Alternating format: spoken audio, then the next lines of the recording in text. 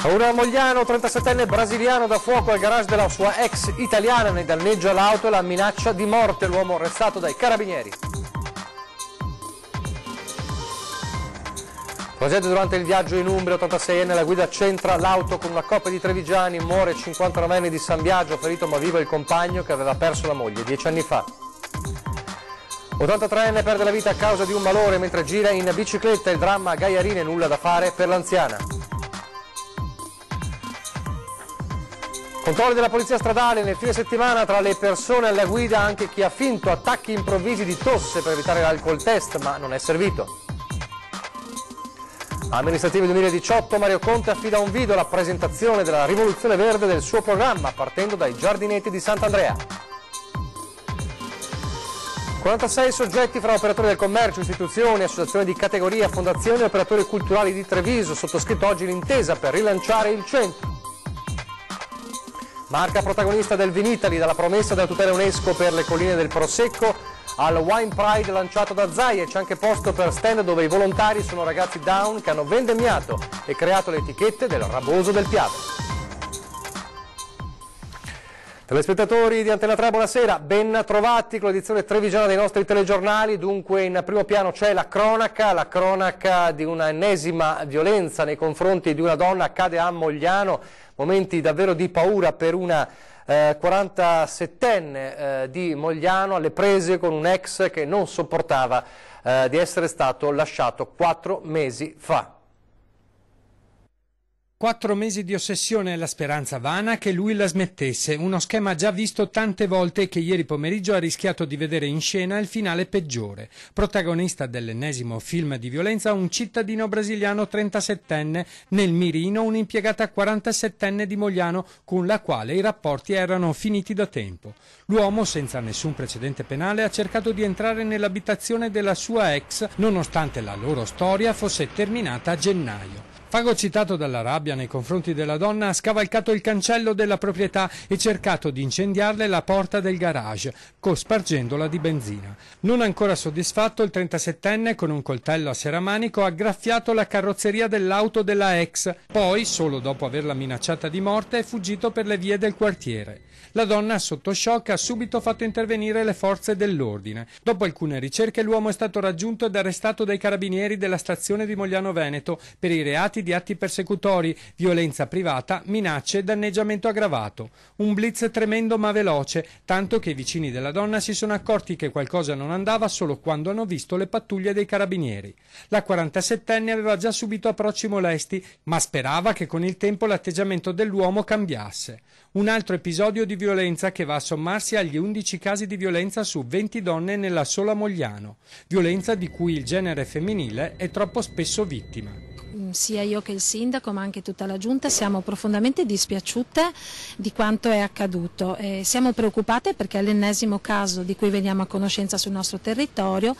In ogni caso io mi permetto di dire alla signora vittima di questo caso che può rivolgersi al nostro centro donna, al nostro sportello, e verrà seguita nella miglior maniera possibile. Attualmente il sudamericano si trova rinchiuso in carcere in attesa dell'udienza di convalida richiesta dal PM di turno della Procura della Repubblica di Treviso. La cronaca ci porta a San Biagio di Callalta, dove c'è sconcerto per il tragico destino di Nadia Toniolo, morta ieri in un incidente stradale in Umbria dove si trovava per il fine settimana con il compagno Pietro Lorenzon, anche lui molto conosciuto in paese. Sconvolto anche il sindaco Cappelletto che li conosceva davvero bene. Un missile, lui le prime parole che ha detto è mancata Nadia, mancata un missile. Queste sono le parole che mi ha potuto dire nella situazione in cui era. Sono le parole con cui Pietro Lorenzon, 76 anni, titolare di un'agenzia immobiliare a Olmi, ha raccontato al sindaco Alberto Cappelletto l'impatto con l'utilitaria piombata addosso all'auto in cui viaggiavano lui, la compagna Nadia Toniolo, 59 anni, anche lei di Olmi, e altri 2 amici. Nadia, impiegata amministrativa all'ospedale Cafoncello e madre di 2 figli, Gianni e Francesca, è morta sul colpo in quell'auto ribaltata in strada ieri, poco dopo mezzogiorno, in località Passaggio di Bettona. Pietro, trasportato in pronto soccorso a Perugia ha chiamato Cappelletto, suo amico personale, ancora sotto shock. Ci si frequentava come ogni coppia, ci si frequenta, quindi persona, soprattutto Nadia, è una persona che era sempre presente nel territorio, cordiale con tutti e disponibile con tutti. La sua vita era per il prossimo, per l'altro. Il weekend in Umbria, Assisi, Spello, poi il rientro. Oggi il lavoro attendeva entrambi. Sulla strada del rientro la tragedia, a perdere la vita anche il pensionato alla guida dell'altra macchina, un 86enne di Torgiano. Lorenzon, che 10 anni fa aveva perso la moglie, è rimasto ferito. Il figlio Paolo, che si trovava a Torino, è subito partito per Perugia. Per lui fratture al bacino e alle costole. La notizia dell'incidente che ha coinvolto la coppia ha subito fatto il giro di San Biagio. Il concerto a cui va il nostro cordoglio, il nostro più sentito cordoglio a nome mio, dell'amministrazione comunale, ma di tutta la comunità, perché erano persone conosciutissime nella comunità.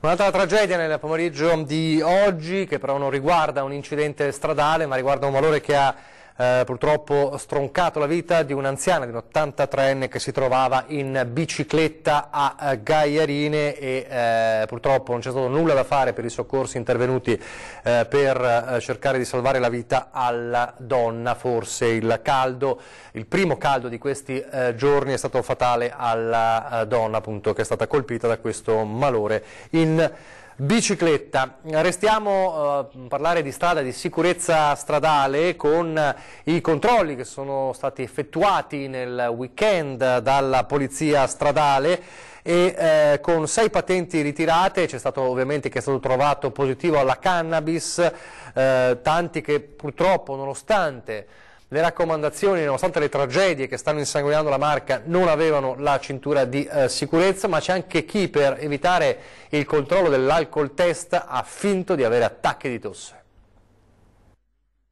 Le hanno provate davvero tutte, persino simulando violentissimi attacchi di tosse pur di non sottoporsi all'alcol test.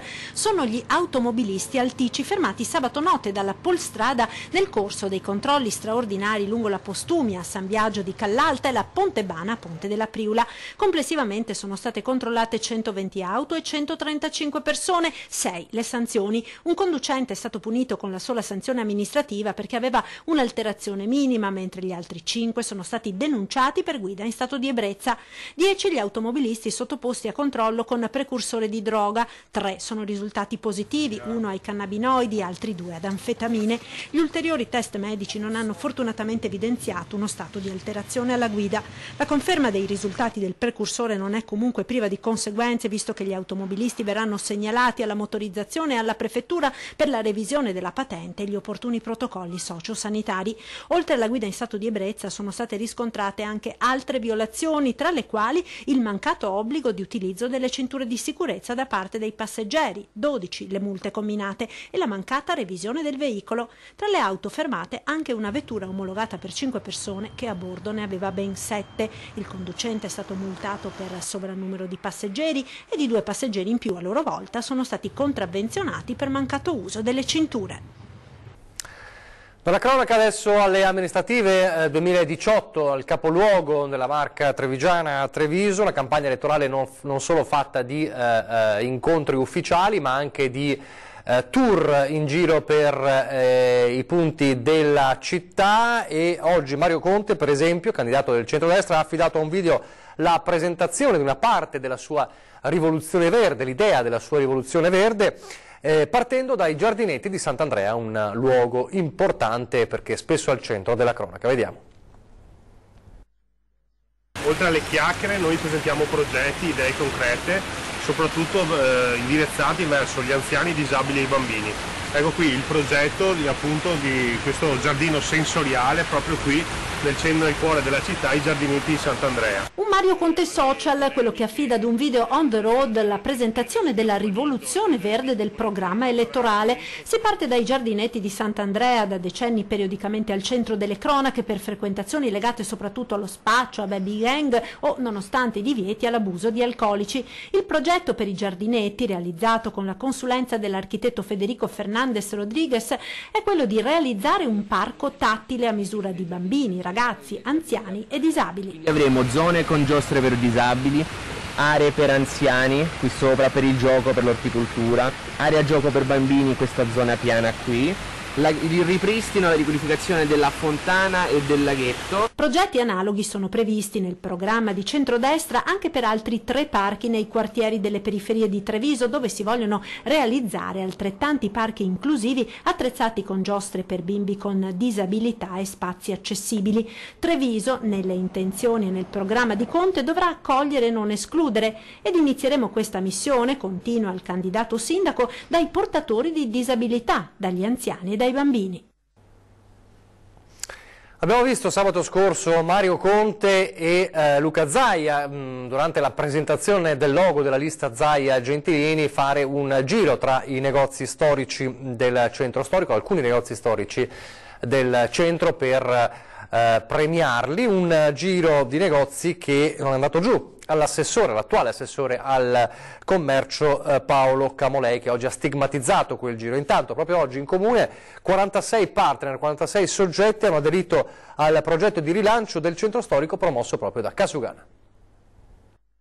C'è un pezzettino da figgere al muro per risolvere i problemi del centro di Treviso. Sono stato sciocco io a non pensarci prima, ne avrei messo un centinaio, ma credo che i problemi devono essere analizzati in tutt'altro. A Palazzo Rinaldi, per la firma dell'accordo per il rilancio del commercio in centro storico, Paolo Camolei definisce triste e svilente il tour sabato tra le botteghe storiche del centro del governatore Zaia e del candidato sindaco del centrodestra Conte. Sia come commerciante sia come amministratore mi sono sentito veramente umiliato. Se posizionare 2 o 3 targhe a persone che sono particolarmente legate a una logica politica doveva avere l'enfasi che ha avuto sul commercio, su quello che è stato fatto, io dico che probabilmente c'è da fare una riflessione a 360 gradi. 46 le associazioni di categoria, enti e istituzioni al progetto Urbecom per ridare slancio al commercio in città, con Camolei che rilancia l'ipotesi di parcheggi gratuiti in alcuni giorni del mese e invita a pensare la città diversamente. Per ripopolarla, dice, non ci sarebbe da meravigliarsi se qualche vetrina vuota si trasformasse in un garage. Un tavolo chiaramente di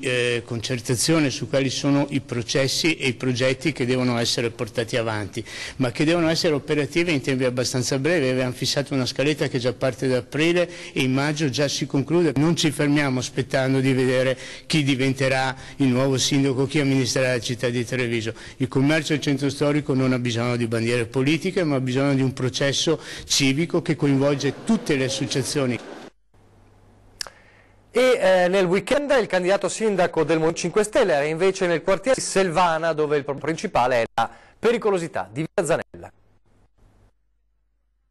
La viabilità è il nodo cruciale di cui i cittadini parlano. Domenico Zappio, candidato sindaco del Movimento 5 Stelle, nelle tappe che sta compiendo nei quartieri di Treviso. Nel fine settimana il gazebo dei grillini si è fermato a Selvana, zona est della città, che sconta la direttrice di collegamento tra 2 arterie molto frequentate, Viale 4 Novembre e Viale Brigata Marche. Un quartiere bellissimo, verde di Treviso, tuttavia con la problematica sentita da tutti i cittadini della Via Zanella, una via che assomiglia più a un autodromo, nel senso che il traffico di macchine è molto cospicuo e le stesse macchine spesso raggiungono velocità troppo elevate che non garantiscono l'incolumità delle persone. Via Zanella che proprio un mese fa è stata teatro dell'ennesimo incidente. Poteva essere in qualche modo evitato grazie all'utilizzo di rallentatori, quei rallentatori di tipo lungo che da molto tempo diciamo che potrebbero essere installati in diverse arterie della città che presentano queste problematiche. Dissuasori di velocità per Selvana, ennesima voce di un elenco di cose da fare suggerite dai residenti di cui si arricchirà il programma elettorale dei 5 Stelle. Torniamo alla cronaca solo per raccontarvi, oltre al un dettaglio in più sul dramma di cui abbiamo parlato prima, cioè l'anziana di 83 anni che è morta in bicicletta. È successo a Francenigo di Gaiarine, la donna è finita contro un palo, colpita da questo malore, è finita contro un palo e poi a terra e purtroppo è morta. C'è stato anche un incidente stradale invece frontale a Coste di Maser, 2 auto, feriti mamma e bimba di neanche 2 anni, il conducente dell'altra auto. Fortunatamente nessuno dei 3 è grave. Torniamo adesso a parlare di un tema di cui ci siamo occupati spesso, quello del cementificio di Pederobba e dell'impatto della fabbrica sulla salute dei cittadini. Domani c'è l'attesa firma del protocollo per dare il via all'indagine epidemiologica. Resta in questi giorni, in questi mesi, la preoccupazione dei cittadini. Sentiamo allora, alla vigilia di questa firma, il direttore generale dell'ULSS 2, Marca Trevigiana. Noi siamo convinti che con questo studio renderemo e daremo ai cittadini una garanzia assoluta. Alla vigilia della firma del protocollo operativo sull'impatto sulla salute dei cittadini del cementificio Rossi di Pederobba, il direttore generale dell'ULSS 2 della Marca rassicura ai residenti: l'indagine, che partirà a breve e vedrà operare assieme, oltre all'azienda sanitaria, il comune di Pederobba, l'ARPAV e l'Università di Brescia, sarà effettuata con il massimo rigore, incrociando tutti i dati ambientali e sanitari. Faremo questo studio prospettico dove andremo a valutare l'impatto, grazie con l'ARPA, l'impatto sull'aria, e faremo anche uno studio epidemiologico per verificare che nell'arco di 5 anni non siano aumentati i tumori legati ovviamente alle emissioni. Certo, l'indagine scientifica richiede tempo, anni, ed è proprio questo che preoccupa i residenti riuniti nel comitato L'aria che voglio. Domani in comune a Pederobba la firma del protocollo operativo, nel corso della quale verranno presentati i dati sulla qualità dell'aria, gli studi su mortalità e morbosità ed il confronto degli indicatori di salute in aree esposte e non esposte alle emissioni del cementificio. La pubblicità, poi andremo al Vinitaly, ma parleremo anche di molto altro.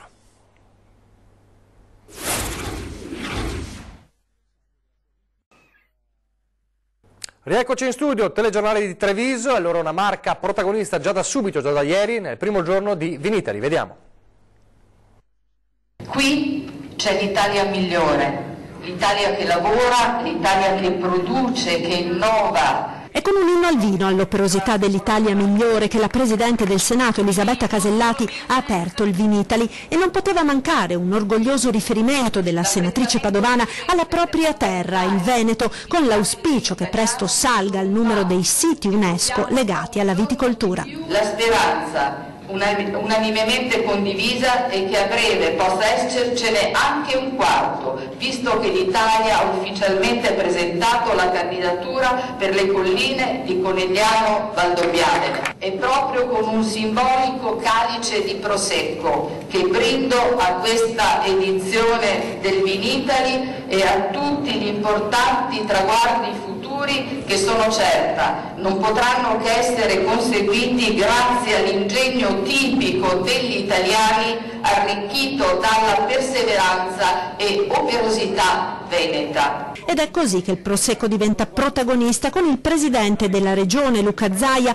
che, snocciolando i numeri della produzione vinicola, 40 milioni di ettolitri in Italia ed il Veneto primo produttore con 8 milioni e mezzo di ettolitri, invita a mostrare l'orgoglio del vino, il Wine Pride, magari togliendo dalle carte dei vini di tanti locali le bollicine straniere, promuovendo invece quelle italiane.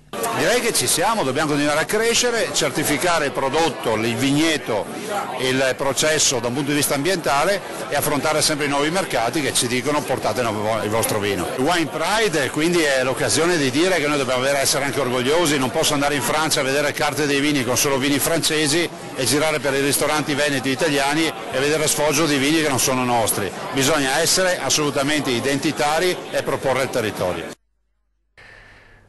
Protagonisti del Vinitaly anche dei ragazzi davvero speciali. Li abbiamo conosciuti, per chi ha seguito Ore 13 oggi, durante un collegamento del nostro Lucio Zanato insieme a Nicoletta Rizzetto, inviata al Vinitaly, proprio in uno stand mentre Lucio Zanato stava mostrando gli stand evento insieme all'assessore regionale Canera. Allora vediamo quel momento del collegamento e conosciamo questi ragazzi speciali.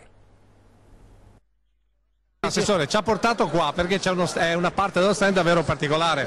Sì, qui abbiamo tutta la promozione dei vini, ma soprattutto abbiamo questi ragazzi che, come potete vedere, ci stanno aiutando, e quindi noi colleghiamo l'aspetto sociale alla produzione dei vini. Allora, Assessore, ci aspetti un attimo perché ci andiamo a prendere la responsabile di questa cosa. Arrivo subito. Scusate, siamo in diretta. Allora, intanto il suo nome, il suo cognome e soprattutto cosa ci fate qua? Pigagliana, coordinatrice di Associazione Italiana Persone Down della Marca Trevigiana. Siamo qui con i nostri ragazzi che hanno vendemmiato, imbottigliato e disegnato le etichette di Rabosi del Piave. Eccoci qua con una bottiglia. Chi parla di loro?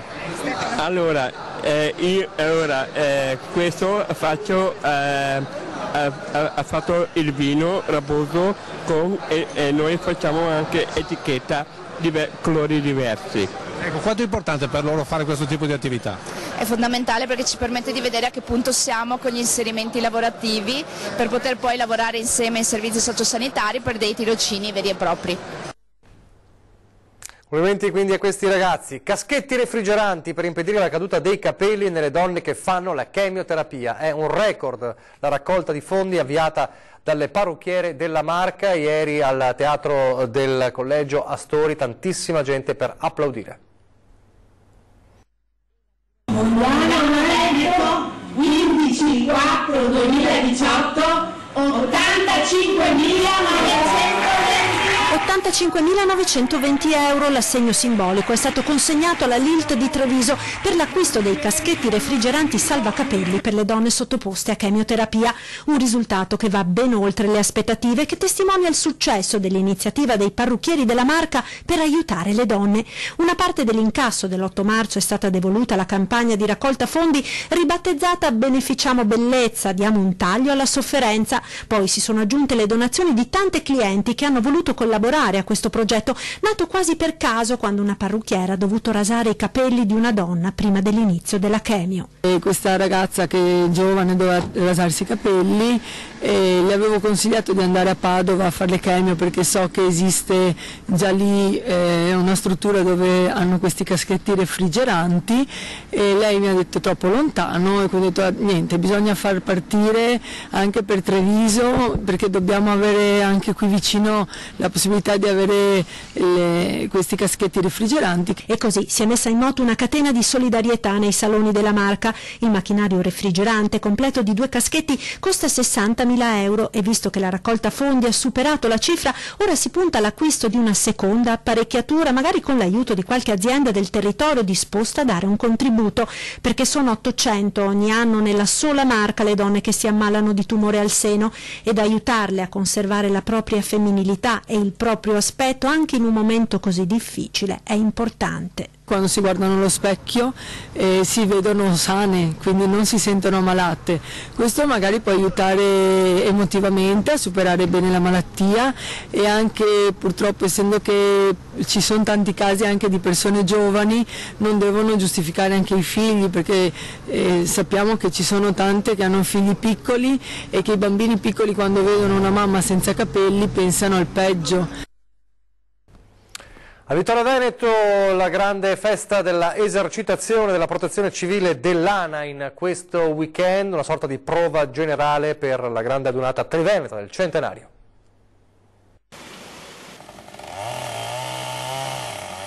Noi stiamo sistemando il sentiere direttissima del Monte Altare. C'è molto da fare, quindi ci teniamo in allenamento anche per questo. In 2 giorni sono stati coinvolti più di 1200 volontari della protezione civile dell'ANA di tutto il Triveneto, in 24 cantieri formativi ed addestrativi di tutte le specialità di primo intervento. Un'esercitazione generale in grado di dare un'anticipazione della grande adunata triveneta del centenario che si celebrerà quest'anno nella città della Vittoria.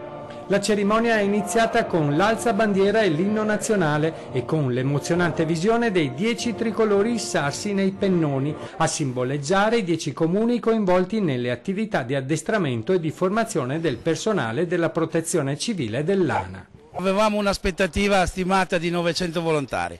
Siamo arrivati a 1200, ne siamo fieri, siamo contenti. Ci sono stati alcuni campi, alcuni cantieri, soprattutto sulla formazione, perché noi ne abbiamo bisogno anche della formazione, devo dire eccellenti i subacquei, eccellenti i cinofili, gli alpinisti e l'idrogeologica, davvero bravi tutti. Per essere pronti a rispondere nei casi di emergenza e devo dire con grande soddisfazione che questo è il nostro segno, lo abbiamo dimostrato negli eventi precedenti, io credo che saremo sempre pronti, ecco, perché per fare un servizio agli altri bisogna essere preparati.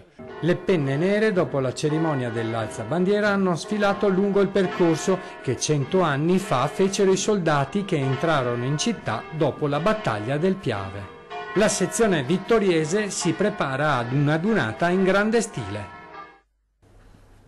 Ringraziamo per le immagini Tenda TV. Adesso siamo davvero in chiusura, solo per ricordarvi, dopo di noi fra pochissimo 20:10, politica in primo piano con Fabrizio Boron, consigliere regionale della Lega Nord, e Simone Scarabella, consigliere regionale del Movimento 5 Stelle. Poi c'è Ring alle 21:15 come ogni lunedì, il talk show che mette alle corde la politica. Incrocio tra Vinitaly e politica oggi, i big che brindano ad Vinitaly e poi litigano e il Veneto che aspetta. Ne parliamo dalle 21:15 con Simone Scarabella del Movimento 5 Stelle, l'onorevole Sara Moretto del Partito Democratico, l'onorevole Massimo Bitonci della Lega Nord e la giornalista Antonella Prigioni. In collegamento da Trieste per parlare anche del Friuli Venezia Giulia, Rodolfo Ziberna, sindaco di Gorizia di Forza Italia. È davvero tutto, vi lascio alle previsioni del tempo, grazie per averci seguito e arrivederci.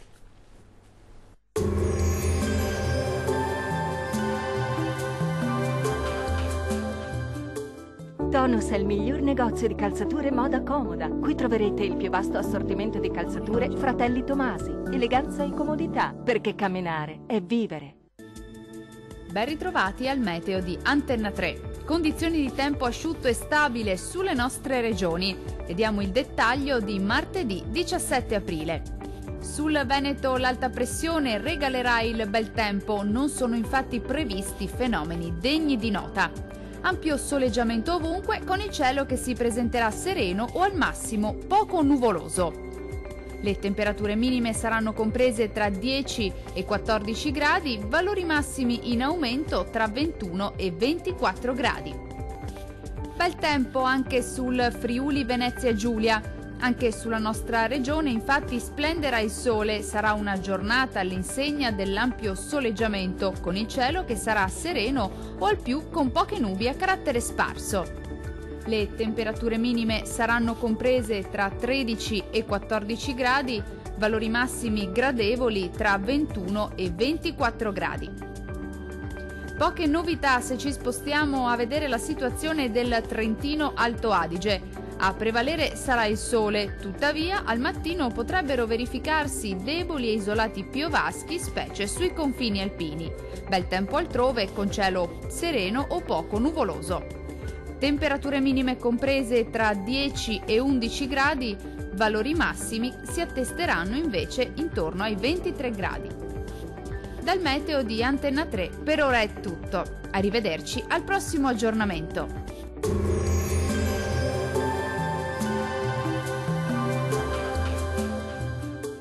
Tonus è il miglior negozio di calzature moda comoda. Qui troverete il più vasto assortimento di calzature Fratelli Tomasi. Eleganza e comodità, perché camminare è vivere.